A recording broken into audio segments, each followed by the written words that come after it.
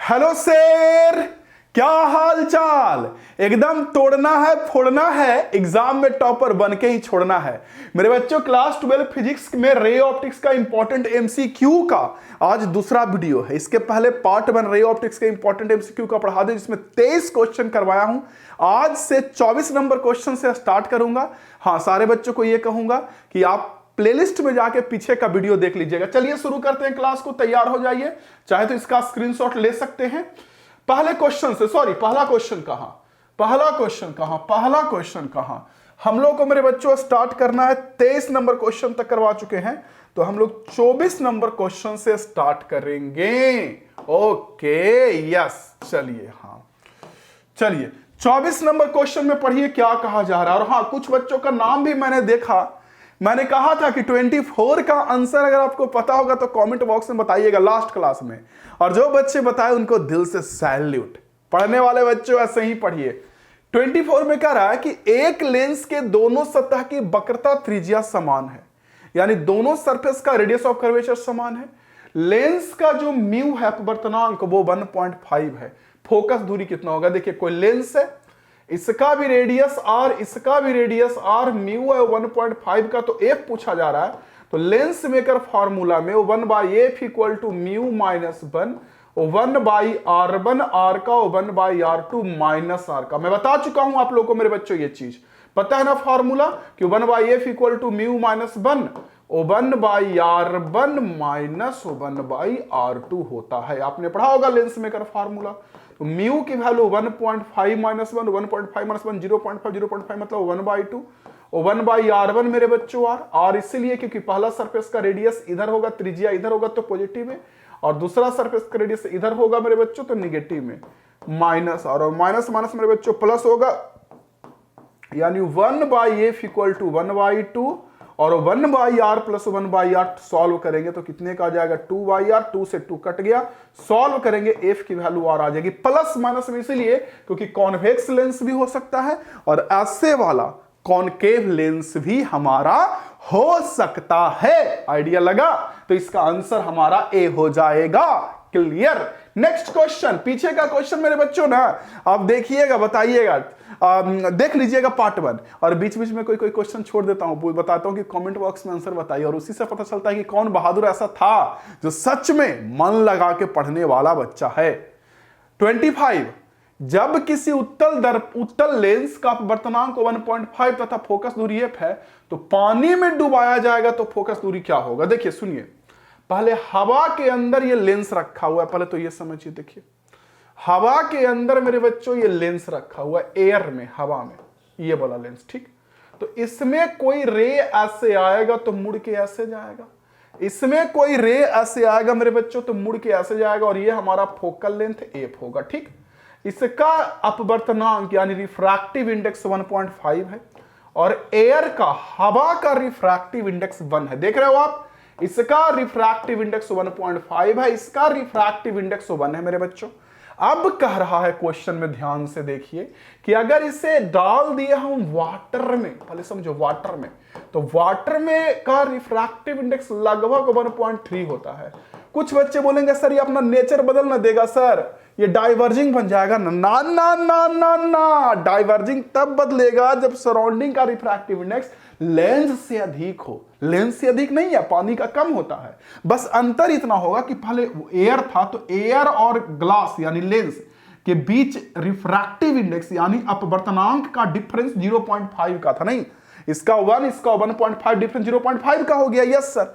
लेकिन इसका 1.3 और इसका डिफरेंस कम गया, 0.2 का हो गया, तो ये जो रे इधर आ रहा था ये दूर जाके कहीं कटेगा, ऐसे करके मेरे बच्चों, दूर जहान से एफ से बड़ा हो जाएगा फोकल लेंथ। और दोनों का अगर सेम हो जाएगा, ये भी 1.5 और सराउंडिंग में भी कोई ऐसा मटेरियल रख दे जिसका रेफरेंस 1.5, तो रे बिल्कुल सीधा पार करेगा, मुड़वे नहीं करेगा उस टाइम पे।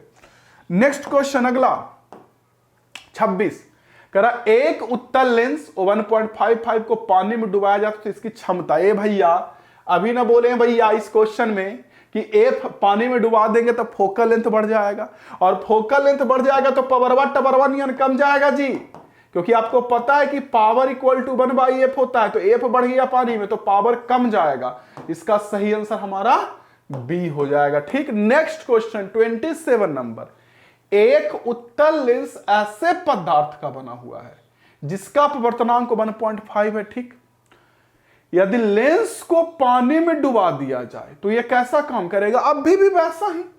भैया अभी ने बताया भैया कि अगर एयर में डाला हुआ है भैया तो रे आएगा, कुछ इधर कटेगा भैया, यस भैया।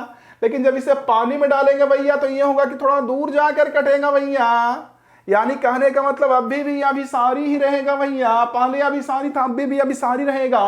अपसारी तब होगा ना ये लेंस जब सराउंडिंग का, वातावरण का जो म्यू है अपवर्तनांक वो लेंस से ज्यादा हो, तब जो रे आ रहा था वो मुड़ जाएगा ऐसे। नेक्स्ट क्वेश्चन, इसका आंसर ये होगा अभिसारी। 28 एफ फोकस दूरी के उत्तल लेंस के किसी वस्तु का वास्तविक प्रतिबिंब बनाने के लिए वस्तु और पर्दे के बीच कम से कम कितना दूरी होना चाहिए? कम से कम 4f। क्यों? क्योंकि उत्तल लेंस है मेरे बच्चों, कॉन्वेक्स लेंस है मेरे बच्चों, और सबको पता है कि कॉन्वेक्स लेंस में पहले तो देखिए ऑब्जेक्ट और स्क्रीन यानी वस्तु और पर्दा के बीच की दूरी पूछ रही है, यानी इमेज पर्दा पे बन रहा होगा और पर्दा पे रियल इमेज बनता है। तो ये तो क्लियर है कि पर्दा पर जो इमेज बनता है वो तो मेरे बच्चों हमारा रियल इमेज होता है। ठीक, यस सर, ठीक। चलिए, तो मैं क्या बोल रहा हूं आप लोगों को मेरे बच्चों, समझिएगा मेरी बातों को, कि मान लीजिए कोई आपके पास लेंस है, देख रहे हो, यस सर लेंस है, बहुत अच्छा बच्चों, बहुत अच्छा। ओके, तो आपको यह भी पता होगा कि 2f पर अगर इधर ऑब्जेक्ट रखेंगे तो इस साइड में इमेज भी हमारा बच्चे कहां बनेगा? 2f पर बनेगा। बहादुर बच्चे क्लियर? इस साइड में अगर ऑब्जेक्ट को 2f पे रखेंगे तो इमेज भी 2f पे बनेगा, और यही ऑब्जेक्ट और इमेज के बीच सबसे कम दूरी होता है कॉन्वेक्स लेंस में। यानी इसका आंसर 4f, इधर से 2f, इधर से 2f, टोटल 4f। ऑब्जेक्ट और इमेज या ऑब्जेक्ट और स्क्रीन, पर्दा, वस्तु और पर्दा के बीच की दूरी कम से कम 4f होगी, इससे कम दूरी नहीं होगा, इससे ज्यादा ही दूरी होगा। इधर ऑब्जेक्ट रखेंगे तो इधर कहीं इमेज बनेगा, इधर ऑब्जेक्ट रखेंगे तो कहीं इधर इमेज बनेगा, और दोनों के बीच की दूरी ज्यादा ही होगी 4f से। नेक्स्ट क्वेश्चन 29, जब श्वेत प्रकाश की किरण लेंस में प्रवेश करती है तो कौन बदल जाएगा? देखिए, जब कोई लेंस में कोई रे प्रवेश करेगा, घुसेगा, तो मीडियम बदल जाएगा, माध्यम बदल जाएगा। माध्यम बदलने से फ्रीक्वेंसी यानी हिंदी में आवृत्ति तो खैर नहीं बदलता, उसको हटा दीजिए जी सर। तो क्या क्या बदलेगा? तो वेवलेंथ बदल जाएगा और वेलोसिटी बदल जाएगा। इसका आंसर हमारा ए हो जाएगा। दोनों, वेग और तरंग दर्ज दोनों बदल जाएगा मेरे बच्चों। इसका आंसर ये हो जाएगा। मीडियम बदलने से आवृत्ति पे कोई असर नहीं पड़ेगा, डी पे कोई चेंज नहीं आएगा, क्योंकि आवृत्ति माध्यम पर डिपेंड नहीं करता है, वो प्रकाश के स्रोत पर डिपेंड करता है मेरे बच्चों, स्रोत पे। ओके, चलिए नेक्स्ट क्वेश्चन 30 नंबर। शीशे का एक द्वि उत्तल लेंस यानी lens double convex lens of glass, जिसका रिफ्रैक्टिव इंडेक्स μ1 है, ठीक, और μ2 रिफ्रैक्टिव इंडेक्स वाले में डाल दिया गया है, ठीक है। तो कह रहा है मेरे बच्चों जो किरण आती है वो अपसरित, अच्छा भैया जी तो गजब है जी, यस। कह रहा है मेरे बच्चों कि शीशे का एक लेंस है, देख रहे हो जी सर है, देख लो आप, शीशे का एक लेंस है, यस सर है, और इस शीशे के लेंस में क्या कह रहा है, जिसका μ1 रिफ्रैक्टिव इंडेक्स है और सराउंडिंग वातावरण का μ2 है, और कोई रे आ रहा है तो फैल जा रहा है। ओ भैया जी देखिए, इस तरह के लेंस में यानी कॉन्वेक्स लेंस में, उत्तल लेंस पे कोई रे आता है तो मुड़ता है, लेकिन इसमें कह रहा है कि फैल रहा है। तो कब फैलेगा? जब वातावरण का अपवर्तनांक लेंस से अधिक हो, यानी μ2 बड़ा हो μ1 से, तभी ना अपना कोई लेंस नेचर बदल देता है, प्रकृति बदल देता है। भैया लेंस पे आया रे और ऐसे फैल गया, तो ये तभी ना संभव है जब अपना मेरे बच्चों इसका वातावरण का अधिक हो। नेक्स्ट क्वेश्चन अगला, ध्यान से पढ़िए। एक द्वितल लेंस जो μ1 अपवर्तनांक वाले माध्यम से बना हुआ है, ओके ठीक है, और इसे एक दूसरे माध्यम जिसका अपवर्तनांक μ2 में डाला जाता है, द्वि अवतल है, उत्तल नहीं द्वि अवतल। देखिए करा ये वाला लेंस है, ओके यस सर, ओके ठीक। μ1 इसका रिफ्रैक्टिव इंडेक्स है, ओके ओके ठीक है, और μ2 है सराउंडिंग का, ओके। तो ऑप्शन दिया सदा अपसारी, ऐसा थोड़ी है कि सदा अपसारी रहेगा, अपसारी, कोई रे आ रहा है तो अपसारी कब रहेगा? ये अवतल लेंस अपसारी ही रहता है, डाइवर्जिंग लेंस ही रहता है मेरे बच्चों। ये हमेशा ये डाइवर्जिंग लेंस रहता है, लेकिन कब? जब जैसे ये अपना व्यवहार कब बदलेगा, ये अभिसारी कब बनेगा, ऐसे करके रे ऐसे कब जाएगा? जब वातावरण का अपवर्तनांक ज्यादा हो तब। लेकिन वातावरण का अपवर्तनांक कम हो तब ये अपसारी रहेगा, सेम रहेगा। यानी कि अपसारी रहेगा कब? जब वातावरण का म्यू2 छोटा और लेंस का बड़ा हो। जब वातावरण का ज्यादा हो जाएगा तो लेंस अपना नेचर बदल देगा। पढ़े हैं ना बढ़िया से, जहां भी क्लास किए वहां सर पढ़ाए हैं ना कि फांकी मार के खाली पढ़े हैं? पढ़ लेंगे अंतिम में ऑब्जेक्टिव, ऐसा घोलटनिया मारेगा ना, देखिए ना 5 साल 10 साल बाद। आने दीजिए एग्जाम। अभी देखते हैं नौकरी लगने में कितना आदमी के मेरे बच्चे एकदम हालत खराब है, एकदम देख रहे एकदम एकदम हालत खराब, मैया मैया नौकरी लग मैया मैया मैया हो रहा है। परेशानी तो होगी मेरे बच्चों, परेशानी तो आएगी। और जब परेशानी आएगी ना तो उस समय देखना कि आप सोचोगे कि काश उस समय हम अच्छे से पढ़ लिए हो। तो मैं रोज क्लास में यही बात समझाता हूं। नहीं बच्चों को मतलब होता है कई सारे लोगों को। चलिए 32 में कह रहा है एक उत्तल लेंस की फोकस दूरी 10 सेंटीमीटर, उत्तल दर्पण की फोकस दूरी 10 सेंटीमीटर। ओके मेरे बच्चों, ठीक है। तो बताएं कि निम्नलिखित में कौन सही है? ओके, कौन सही है मेरे बच्चों? इमेज डिस्टेंस के बारे में कह रहा है, देख लीजिएगा। एक उत्तल दर्पण ये दर्पण होता है, ये दर्पण, ठीक। इसकी फोकस दूरी 10 सेंटीमीटर, तो एफ की वैल्यू प्लस 10 सेंटीमीटर हो गया। ओके, तो कह रहा ऑप्शन ए में कि 20 सेंटीमीटर में रखी वस्तु का प्रतिबिंब भी 20 सेंटीमीटर पर ही बनेगा। ओके, यानी ऑब्जेक्ट हमने 20 सेंटीमीटर पर रखा है मेरे बच्चों। यानी u की वैल्यू ऐसा थोड़ी होगा, u की वैल्यू मेरे बच्चों -20 सेंटीमीटर, ठीक है। f की वैल्यू मेरे बच्चों क्या होगा बताइए? f की वैल्यू हमारा मेरे बच्चों कितना है? +10, उत्तल है +10। तो भी पूछा जा रहा है, भी निकालिए। देखिए इसका आंसर तो खैर निकाल लेते हैं। 1/f = 1/v + 1/u, ठीक है। तो 1/v = 1/f - 1/u। 1/f की वैल्यू 10, -1/u की वैल्यू -20, माइनस प्लस हो जाएगा बच्चों, ठीक है। तो 1/v = इसका एलसीएम 20 आ जाएगा। 10 से 2 टाइम में 2 से 1 टाइम में 2 1 3/20, v की वैल्यू 20/3। तो ये तो ऐसी गलत हो गया, और ये तो खैर गलत ही है। क्लियर ना? ये तो खैर गलत ऐसे ही है। आप निकाल के चेक कर रहे ना, आपको ऐसा लगेगा कि 10 सेंटीमीटर फोकस दूरी है तो प्रतिबिंब भी बनना चाहिए अनंत पे, ऐसा नहीं है।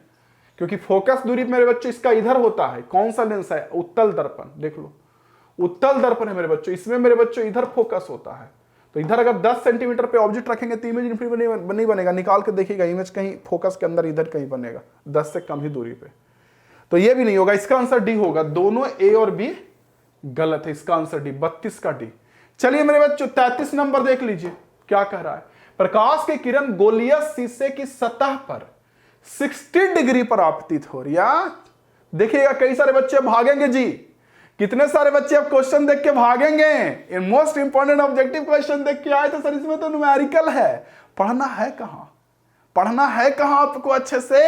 भागेंगे, पढ़े नहीं है रट के भागेंगे। इसलिए कहता हूं दिल लगा के पढ़ो मेरे भाई, मेरे छोटे भाई हो, प्लीज मेहनत करो आप। सर क्या करें, एग्जाम में चल गए थे 10 मोस्ट इंपॉर्टेंट क्वेश्चन पढ़ के हो गया प्रॉब्लम। कह रहा एक प्रकाश की किरण गोलीय शीशे से सतह पर मेरे बच्चों 60 डिग्री पर आपतित होती है, ठीक है। चलो ठीक है, देख लो एक गोलीय सतह है, μ√3 है, इस पे कोई किरण 60 डिग्री पर आपतित हुआ। इस सतह पर परावर्तित प्रकाश की किरण तथा अपवर्तित प्रकाश की किरण के बीच कितना कोण होगा?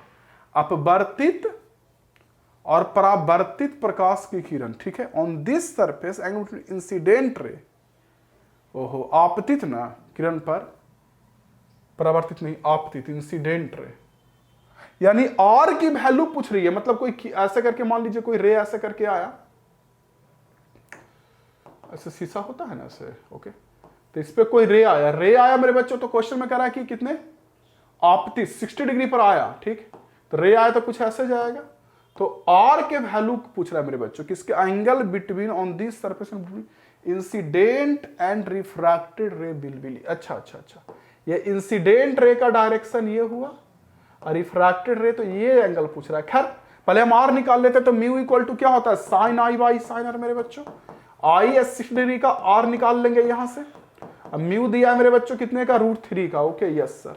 तो साइन आर यहां से निकालेंगे तो साइन 60 की वैल्यू √3/2 डिवाइडेड बाई √3, √3 से √3 कट गया 1/2, यानी आर की वैल्यू आ गई 30 डिग्री, आर हो गया 30 डिग्री, देखो 30, तो ये 60, तो ये टोटल 60 और ये 30, तो ये बचा हुआ एंगल 30 होगा ना। देखिए ना, ये 60, तो इस सामने मेरे बच्चों ऐसे करके ये और ये, तो ये 60, तो ये टोटल 60 और आर आया 30, तो ये बचा हुआ हो जाएगा हमारा 30 डिग्री। अरे यार क्वेश्चन में कुछ मिस्टेक है, मैं चेक कर लेता हूं वैसे बच्चों मैन्युअली, आपको आंसर समझ में आ गया होगा। नेक्स्ट क्वेश्चन 34 बताइए जल्दी से। कह रहा एक लेंस द्वारा कितने प्रतिबिंब बनेंगे या वस्तु को मुख्य अक्ष पे रखा जाए, μ1 μ3 μ2, इसमें 2 प्रतिबिंब बनेंगे बच्चों।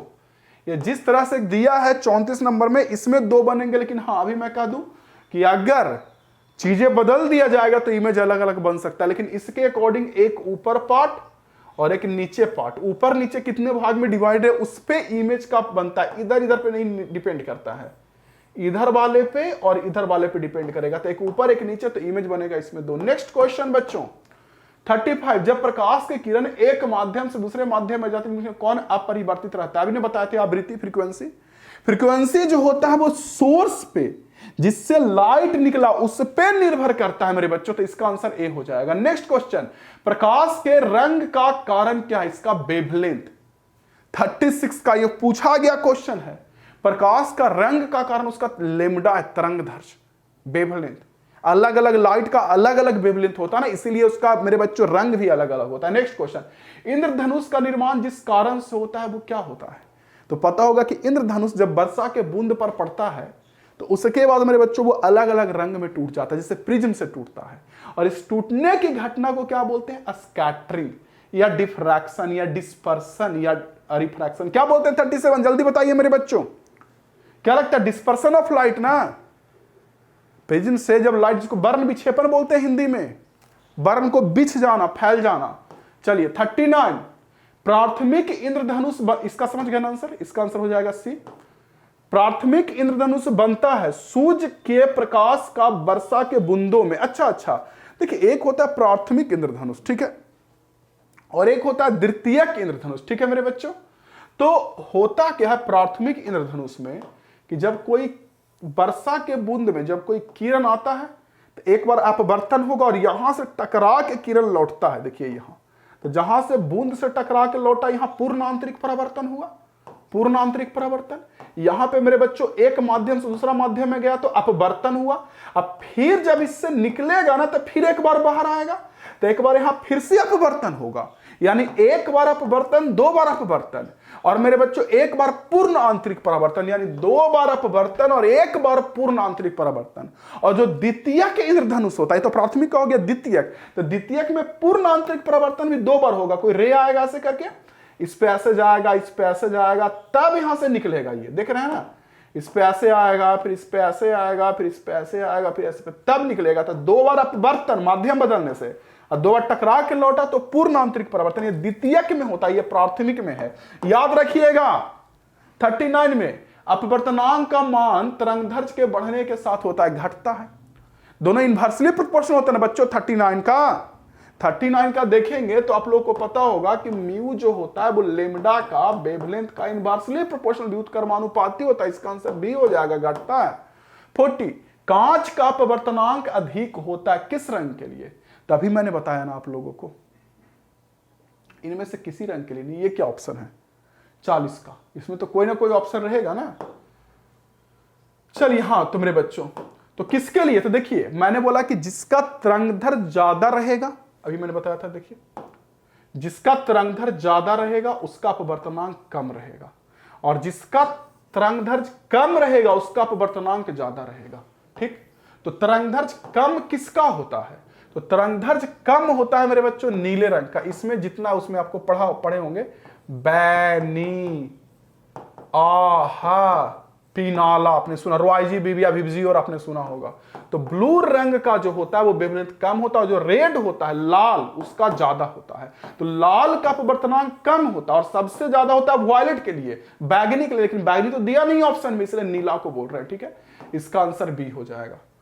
नेक्स्ट क्वेश्चन याद रखिएगा, फिर से मैं बोल रहा हूं, जिसका जितना ज्यादा तरंगदैर्घ्य उसका उतना कम अपवर्तनांक, और जिसका मेरे बच्चों कम तरंगदैर्घ्य उसका ज्यादा अपवर्तनांक। जैसे बैगनी का तरंगदैर्घ्य सबसे कम होता है सातों रंग में, तो बैगनी का तरंगदैर्घ्य कम तो अपवर्तनांक सबसे ज्यादा। अब लाल जो होता है उसका तरंगदैर्घ्य सबसे ज्यादा होता है, तो लाल के लिए अपवर्तनांक सबसे कम होगा। ठीक, चलिए 40 के बाद 41 नंबर करा, कांच से हवा में जाती प्रकाश की किरण का क्रांतिक कोण न्यूनतम होता है। बताइए मेरे बच्चों, कांच से हवा में जा रहा प्रकाश, तो उसके लिए क्रांतिक कोण न्यूनतम सबसे कम किसके लिए होगा? देखिए मैं बता रहा हूं, सुनिए, साइन सी इक्वल टू आपने 1/μ पढ़ा है, तो कह रहा कि सी कम हो, तो ये कम तब रहेगा जब म्यू ज्यादा रहेगा, ये ज्यादा रहेगा। और ये ज्यादा किस रंग के लिए होता है? अभी मैंने बताया लाल के लिए, सॉरी भूत काट लिया, लाल के लिए नहीं बच्चों, लाल के लिए तो म्यू कम होता है, ठीक है। क्रांति को अच्छा न्यूनतम कह रहा है, सॉरी उल्टा, हाँ सही है। सी कम तब होगा जब जिसका म्यू ज्यादा होगा, और म्यू ज्यादा किसका होगा? अपवर्तनांक ज्यादा किसका होगा? जिसका वेवलेंथ कम होगा। और वेवलेंथ कम किसका होता है इसमें? देखिए बैगनी, इसका आंसर 41 का आंसर मेरे बच्चों डी होगा, बैगनी। साइंस इक्वल टू 1/μ फार्मूला आपने पढ़ा होगा। नेक्स्ट क्वेश्चन, क्रांतिक कोण का जो फार्मूला पढ़े हैं, ये बड़ा इंपॉर्टेंट क्वेश्चन है, कई बार पूछा है।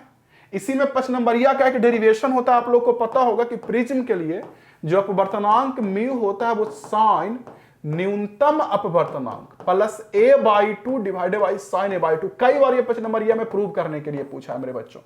और इसी फार्मूला को जब पतले प्रिज्म के लिए अप्लाई करते हैं, पतला प्रिज्म, तो पतला प्रिज्म के लिए फार्मूला अप्लाई करते हैं, तो साइन को हटा देते हैं, तो डेल्टा इक्वल टू आ जाता है मेरे बच्चों a into mu minus 1। Derivation detail course ये सब पढ़े होंगे तो आपको तो टेंशन नहीं लेना है। तो a इंटू म्यू माइनस 1, सही आंसर मेरे बच्चों हमारा ए हो जाएगा। ठीक है, 42 का। नेक्स्ट क्वेश्चन 43 बच्चों, 43 देखिए, 43 में क्या कह रहा है, ध्यान से पढ़िए। श्वेत प्रकाश जब प्रिज्म से गुजरता है तब सबसे अधिक विचलन, सबसे ज्यादा कौन मुड़ता है? नीचे वाला बैगनी, बैगनी ना पता ना कि सबसे ऊपर रेड होता है, जब श्वेत प्रकाश गुजरता है ऐसे करके 7 भाग में टूटता है, तो सबसे ऊपर रेड होता है और सबसे नीचे बैगनी होता है, वायलेट। तो सबसे ज्यादा विचलन होता है बैगनी का।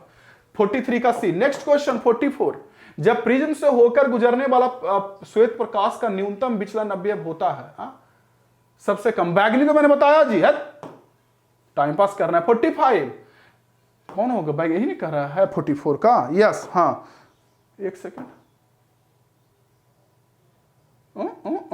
एक सेकंड, ओहो उल्टा कर दिया दे मैया, दे गलती हो गया रे मैया, गलती हो गया। श्वेत प्रकाश तो सबसे अधिक विचलन किसका? बैगनी का, ठीक। और सबसे कम विचलन लाल का। हे भगवान, अभी मैंने बताया तुरंत में बच्चा लोग कहेगा कैसा मास्टर है, आता नहीं। सबसे कम विचलन लाल का। 45, प्रिज्म द्वारा उत्पन्न स्पेक्ट्रम में लाल रंग का प्रकाश का विचलन सबसे कम होता है, क्योंकि उसका स्पीड सबसे अधिक होता है। या बोल लीजिए लाल का अपवर्तनांक सबसे कम होता है। अभी ना आपने पढ़ा कि विचलन का फार्मूला होता है a इंटू म्यू माइनस 1, और अभी मैंने बताया कि लाल का अपवर्तनांक कम होता है, तो ललका के अपवर्तनांक जब कम रहेगा मेरे बच्चों, तो इसका ये कम रहेगा तो ये भी कम रहेगा। ठीक है, क्या है 45 का? पढ़िए ऑप्शन, इसकी चाल। हाँ, ये भी बोल सकते हैं कि स्पीड अधिक होता है, इसलिए तुरंत पार हो जाता है प्रिज्म से, ज्यादा मुड़ता नहीं है। या बोलिए कि अपवर्तनांक कम होता है, जो भी बोलिए। 45 के बाद 46, प्रकाश का विचलन नहीं होता है तब, कब? प्रकाश का जब आयताकार पट्टी से प्रकाश अपवर्तित होती है तो।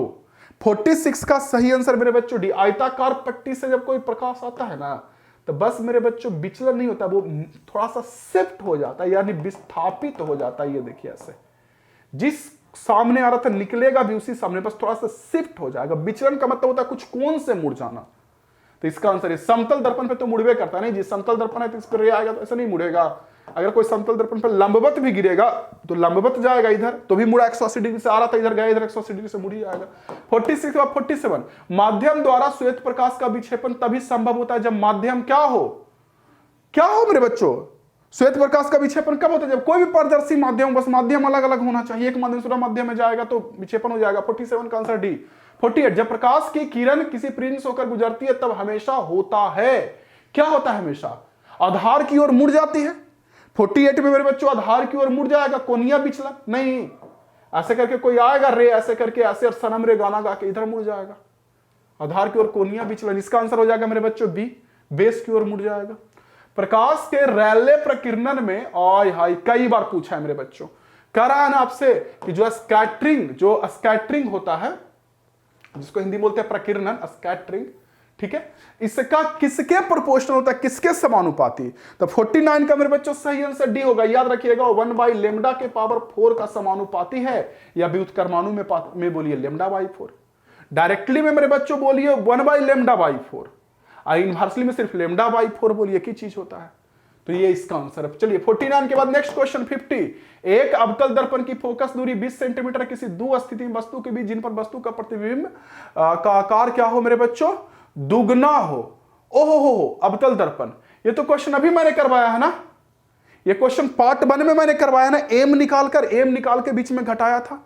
चलिए इसे सॉल्व करके मुझे बताइएगा मेरे बच्चों, इसे सॉल्व करके 50 को बताइएगा सॉल्व करके। 51 नंबर कमेंट बॉक्स में बताइएगा 50 नंबर 51।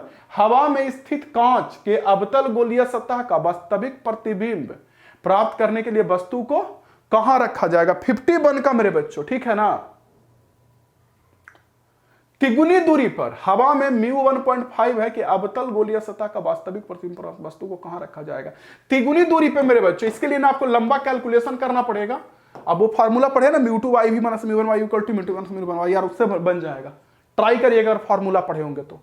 याद रखिएगा तिगुनी दूरी पर, ठीक है। इसके लिए फार्मूला होता है कि कहां पे रखे ताकि रियल बने, कहां पे रखे ताकि वर्चुअल बने, ये सब होता है। चलिए नेक्स्ट क्वेश्चन बच्चों।